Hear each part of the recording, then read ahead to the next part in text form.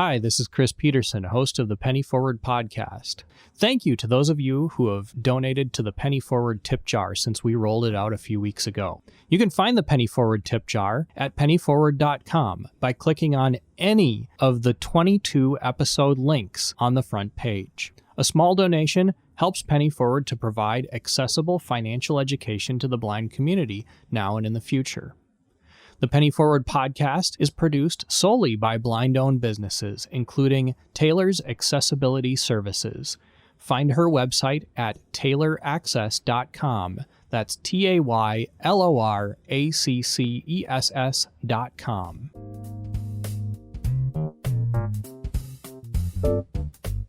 Welcome to the Penny Forward podcast. Penny Forward is a community of people who are blind, their families and friends who share an interest in financial independence. Visit pennyforward.com to learn more about who we are and what we do.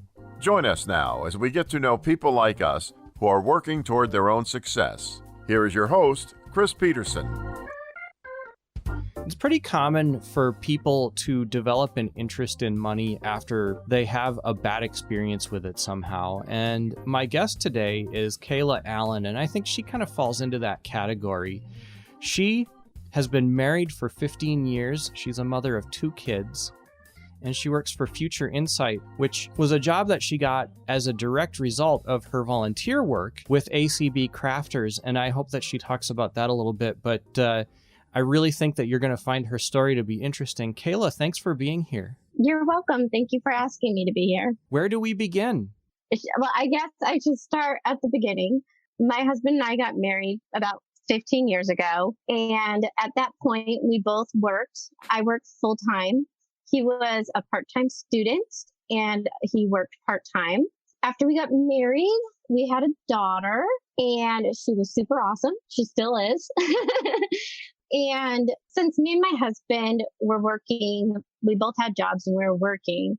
Before we had our daughter, we kind of had more of a disposable income because back then, 15 years ago, rent and everything was a lot cheaper than it is these days.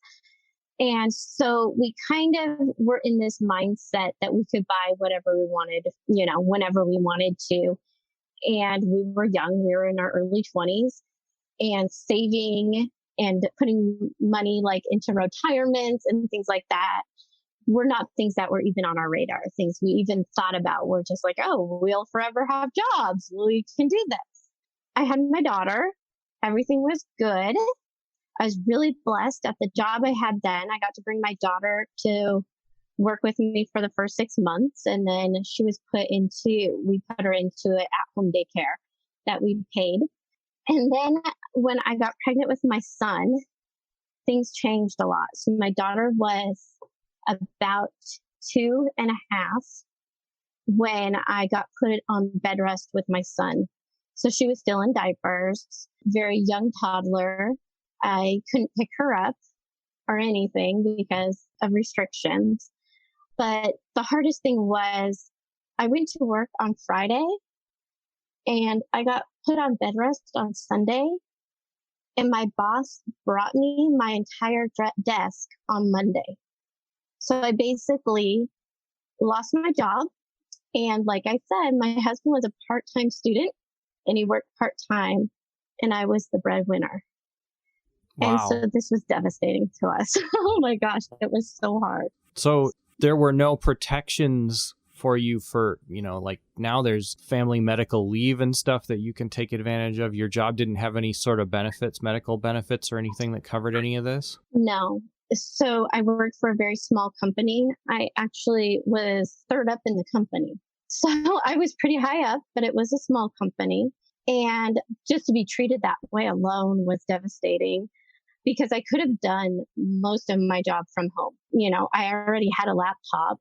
It was just their way of, that's it. We're not even going to deal with it. We're not even going to try to help you out. And after 8 years of employment, of me being on call all the time, it was devastating to me, just that part of it. On top of all that, we're in a lease. We have contracts, we had a car loan, we are living month to month because that was normal then. For 20-year-olds, that's what's normal. People do that. And how long did that last? I got put on bed rest April 3rd. And then my son was stillborn a month or 6 weeks early.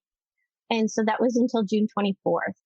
So during that time, my husband's entire paycheck went to rent because you can't put rent on a credit card, really. Everything else, all our food, diapers, essentials, all went on a credit card. And I guess good thing, bad thing, we had good credit at the time, so they kept giving us more. So, and we were just paying our minimum payments because that's all we could do. And sometimes I'd use one credit card to pay another credit card. So it was not a good situation. So I learned how to clip coupons, like digital coupons on my phone. We got rid of cable. Anything that was not necessary, we got rid of. We sold so much of our possessions just to keep afloat. And at the time, that was devastating. Also, just like having to get rid of all these things that we had. Now I'm like, I don't know why we need so much stuff. So that's kind of shifted a little now. So, Did you have family support at all? So we did. In some ways we did, but not to pay our bills. I think that if we were about to be evicted, we would probably have been able to get help. The biggest thing was I was so embarrassed. I didn't even want to ask for help. Like, I don't know if anyone really knew the struggle because I was embarrassed. I didn't even want to talk about it. Like, because I felt like it was something we did to ourselves, which in a way we did because we should have been saving. We should have been putting money aside. We didn't need new TVs. You know, our old ones were still good, but they come out with bigger and better ones.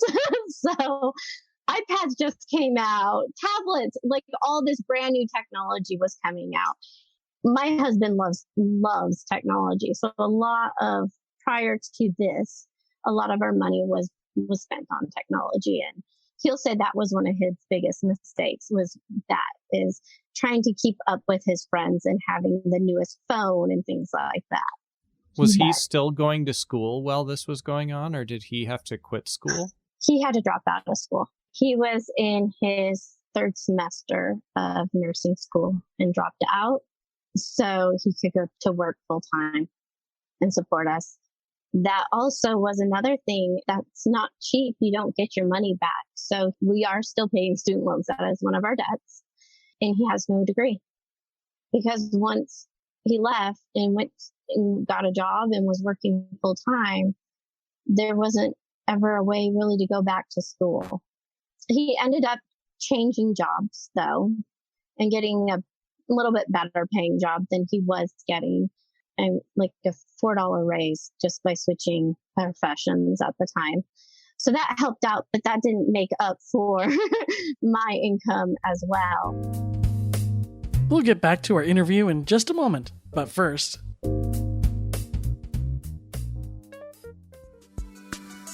When it comes to money, do you feel a little lost? When you're in an unfamiliar financial environment and need a hand in understanding the lay of the land, Penny Forward is here to help. We provide affordable one-on-one and group financial education programs that give you the confidence to get out there and achieve your goals. Visit pennyforward.com to learn more about who we are and what we do.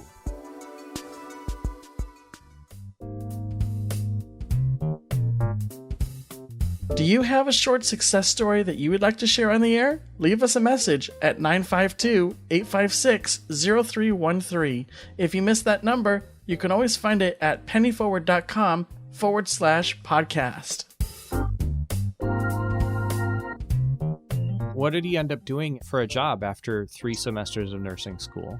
He was an overnight manager of a Quick Trip, which is a gas station. So he worked from 7:30 at night until I think he got off at 4 in the morning or something like that. So, and we had a toddler. So she was getting up early and he was trying to sleep.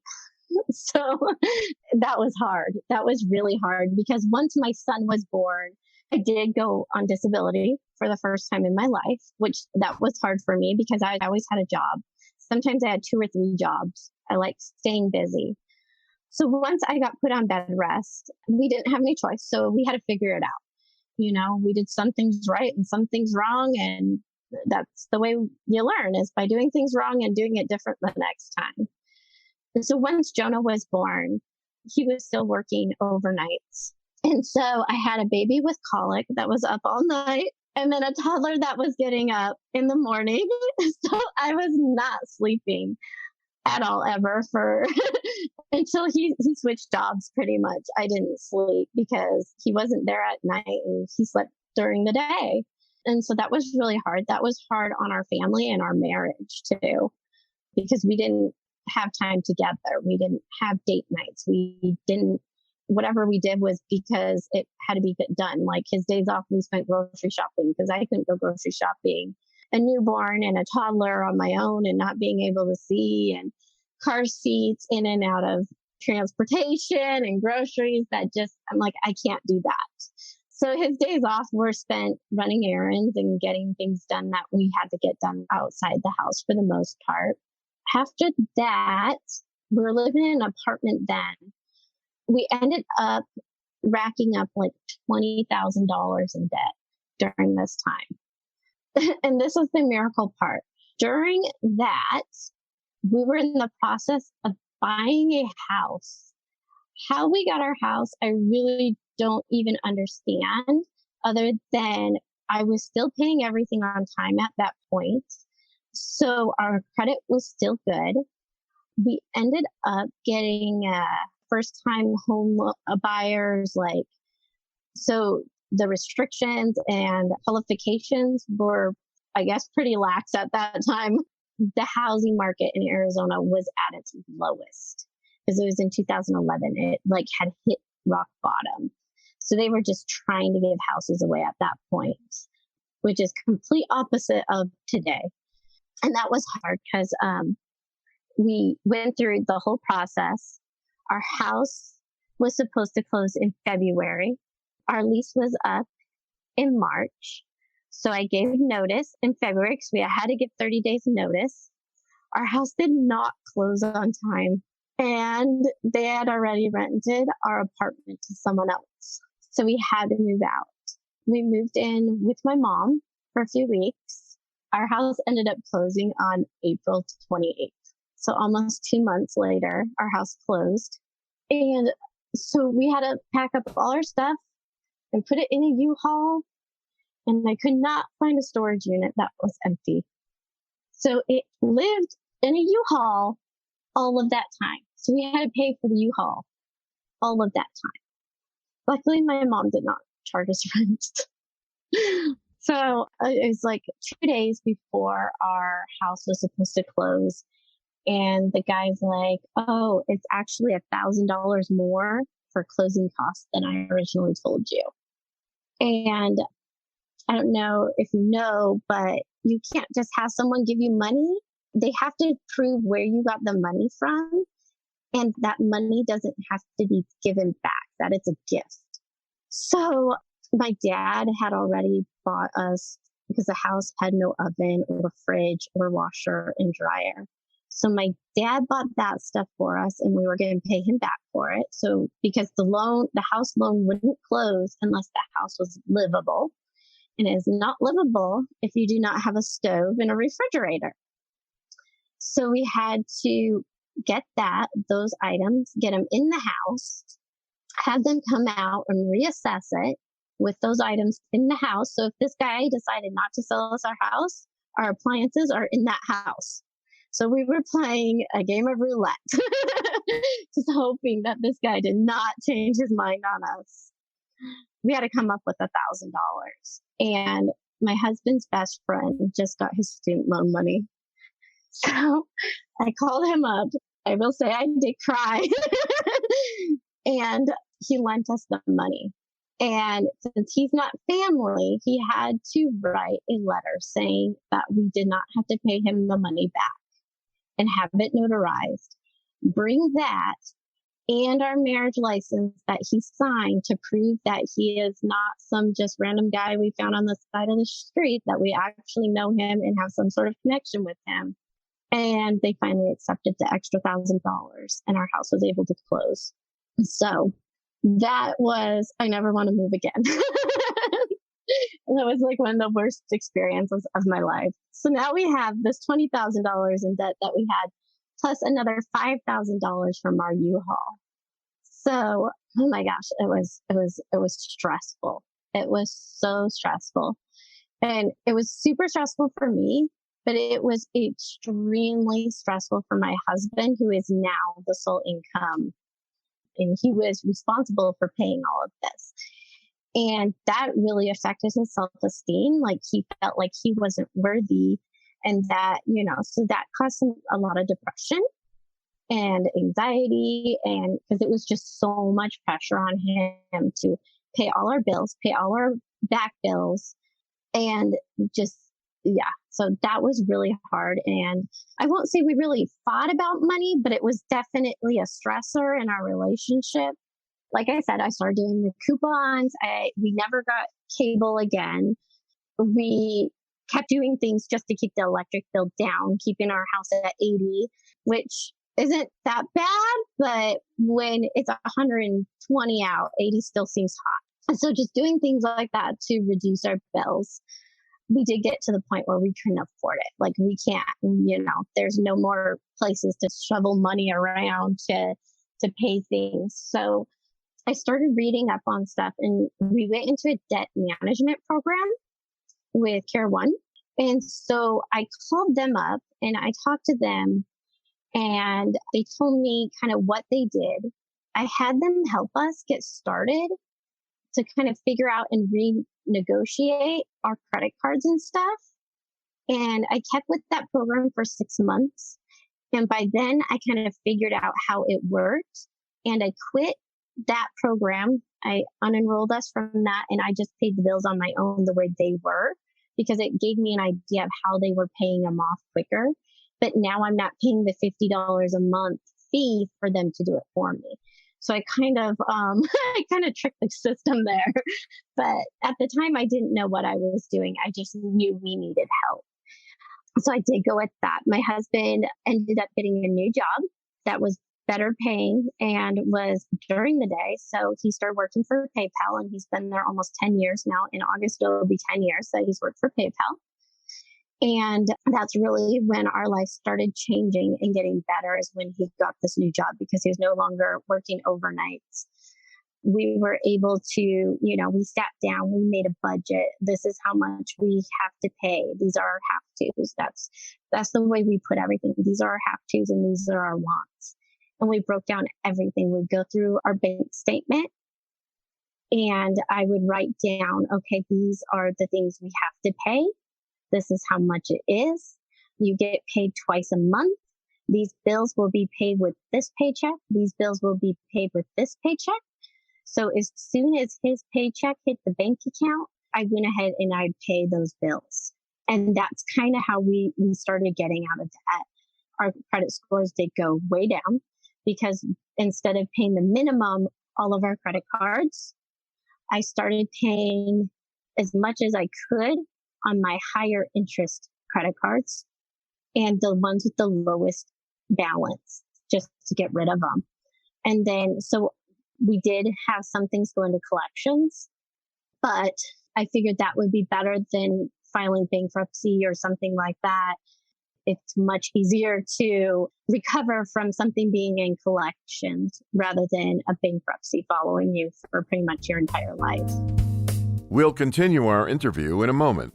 But first, I recently talked with an older lady who asked me how she could establish credit for herself. Her husband had passed away, and he never had any interest in establishing credit for himself, but she wondered if she could establish credit, even at an advanced age, as a way of weathering hard times and rare emergencies. The answer is yes. At any age, you can establish a credit history either with the help of somebody else or by yourself. I'm going to give you 4 quick and easy ways that you could establish credit, and you can use a combination of any of these to help build a credit history no matter how old you are. First, become an authorized user on someone else's credit card. Someone who you trust and who trusts you can make you an authorized user on their credit card. This could be a friend or family member. Be trustworthy to them. Make sure to pay back anything that you borrow using their credit card. But also make sure that you trust them, because their credit history will become your credit history. So if they have bad credit habits, you may not want them to make you an authorized user on their credit card. A similar approach would be to have someone become a co-signer on a loan that you take out. I did this when I established credit.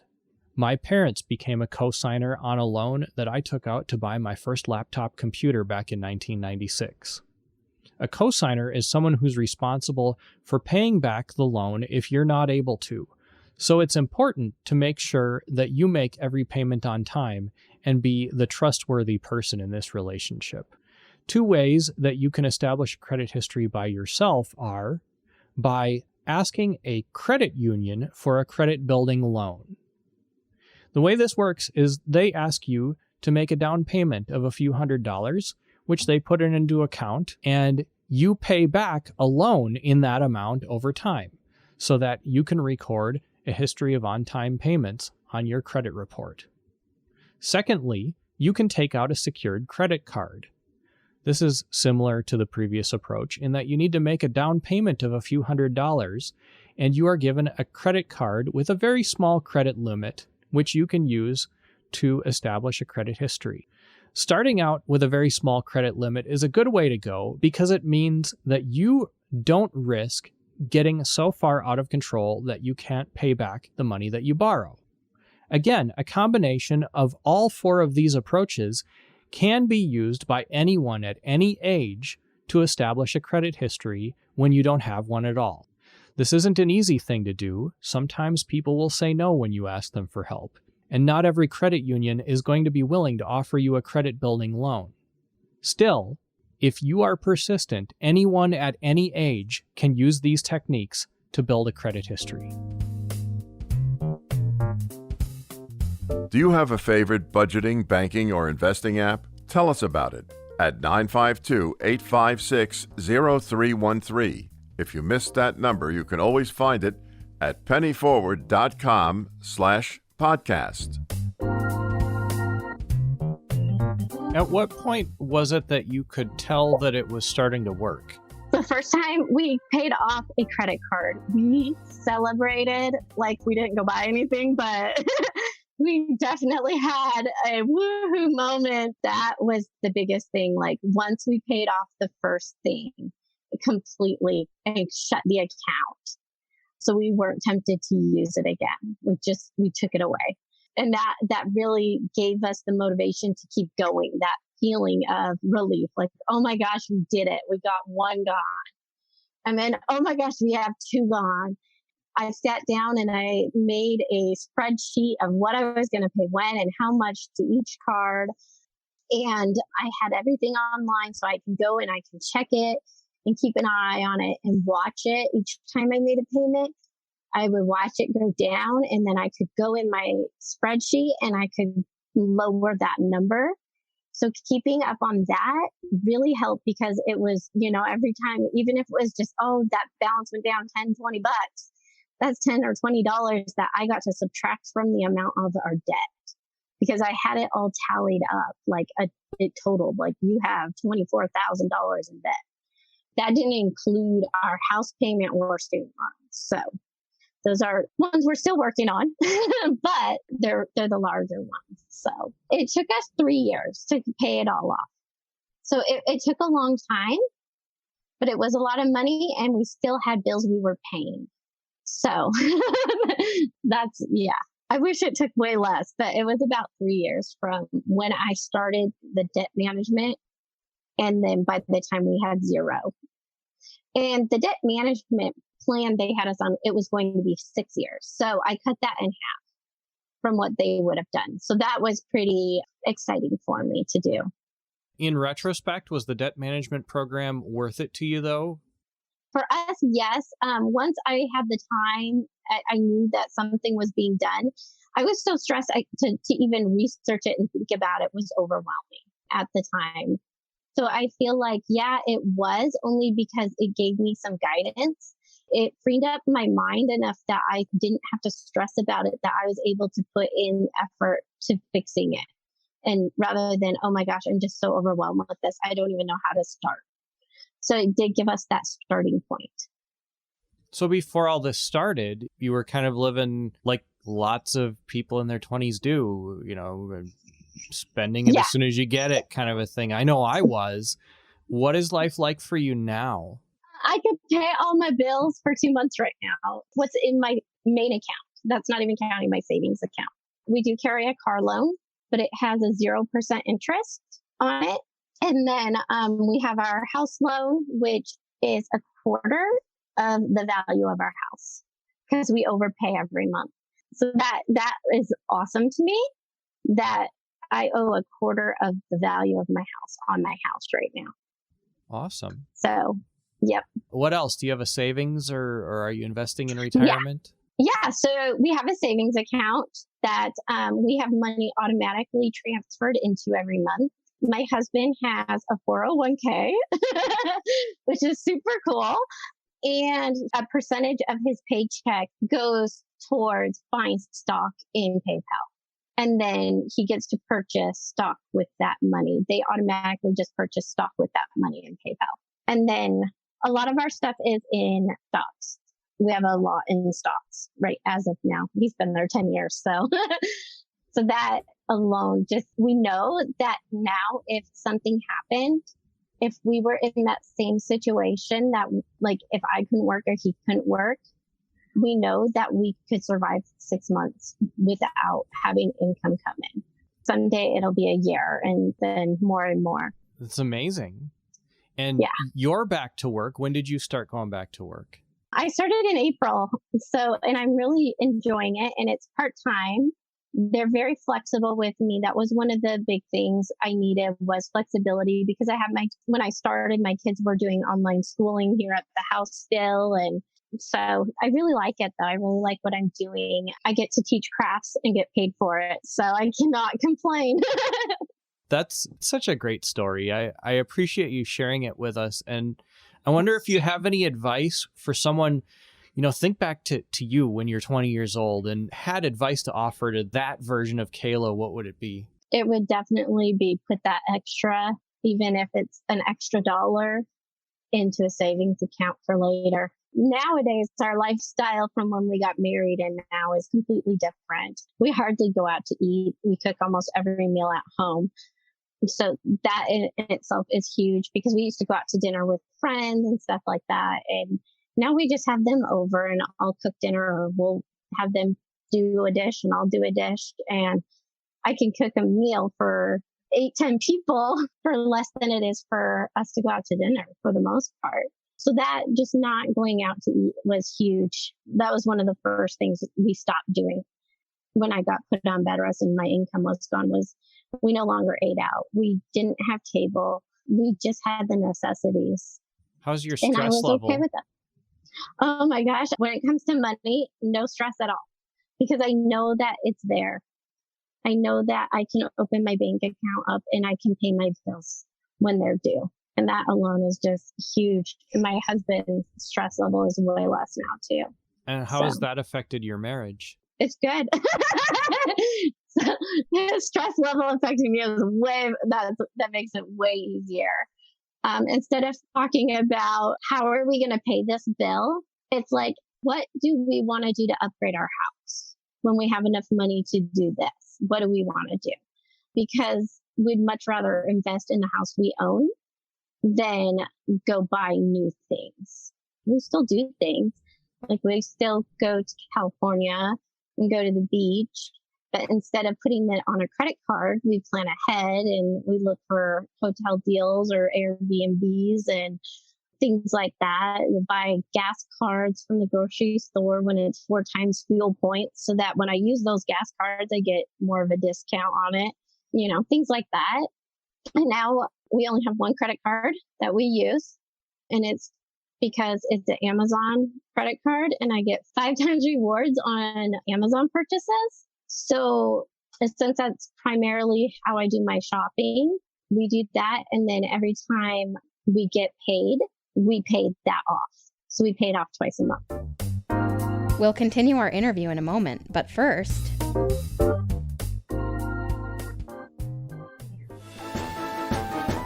So, you want to start a podcast, but you're not sure where to start? Here are some tips for creating a successful podcast. Keep your podcast focused. While it might be tempting to create a podcast that's all things to all listeners, successful shows tend to have a narrow, focused topic. 2. Be consistent. If you're going to do a show, do it once a week, twice a week, once a month, but whatever that time frame is, make sure you are consistent. And finally, use music segments to break up the show. However, don't use copyrighted music. Use royalty-free music or music that you have written permission to use. For more tips like this and podcast coaching, check out superblink.org. We're here to help.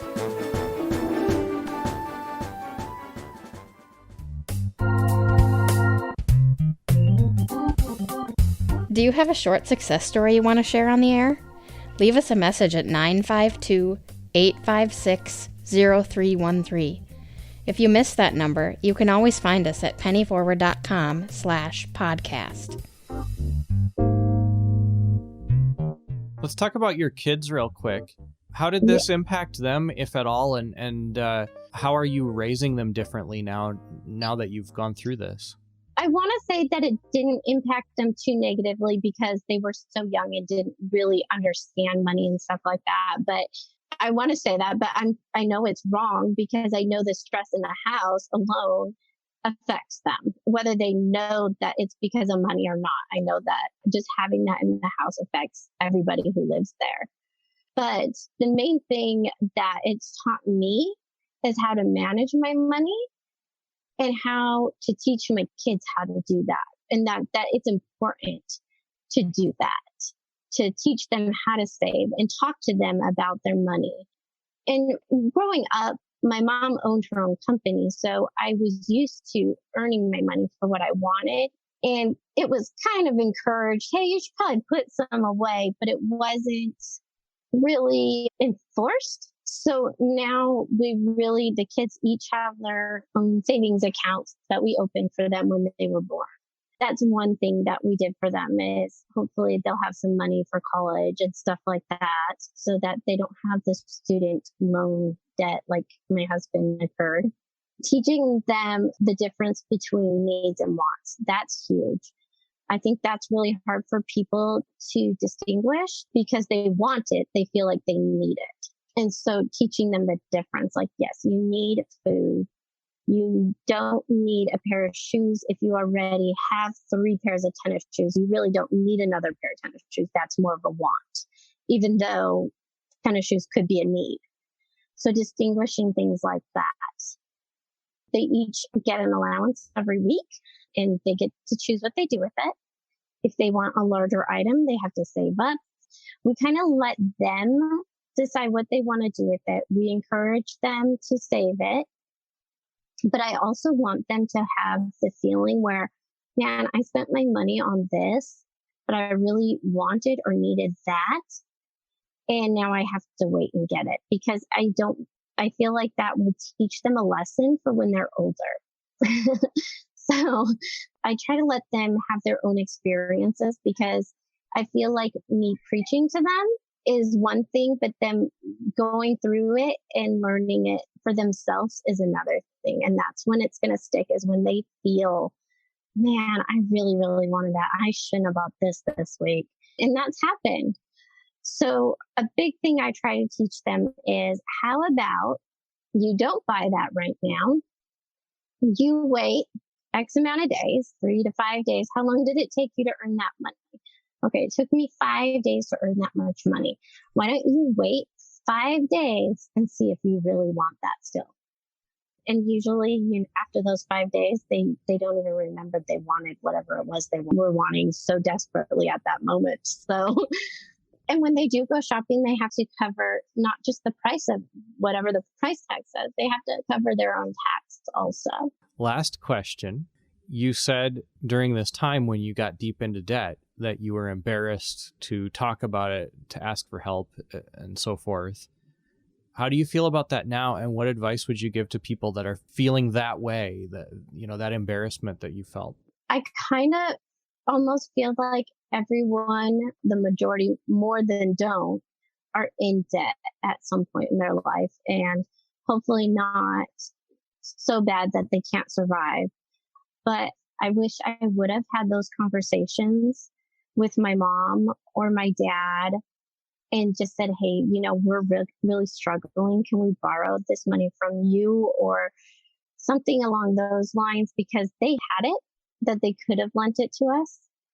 And we probably would have saved a whole lot of money in interest, because even if we paid interest to them, it probably would have been less. But I felt ashamed because I felt like I failed. It ended up not necessarily being something I went out and I did, and I just went on all these vacations and spent all my money and got in debt. It was because I had a health issue and I lost my job and couldn't work.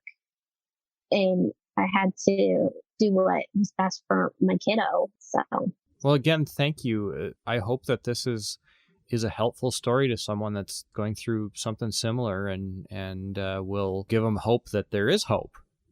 So yeah, again, there is hope. yeah, again, thank you for being willing to open up and share that with the audience. Oh, you're welcome. We hope you've enjoyed this week's episode of the Penny Forward podcast. Penny Forward is a community of people who are blind, their families and friends who share an interest in financial independence. Visit pennyforward.com to learn more about who we are and what we do. Until next time, from all of us in the Penny Forward community, thanks for listening.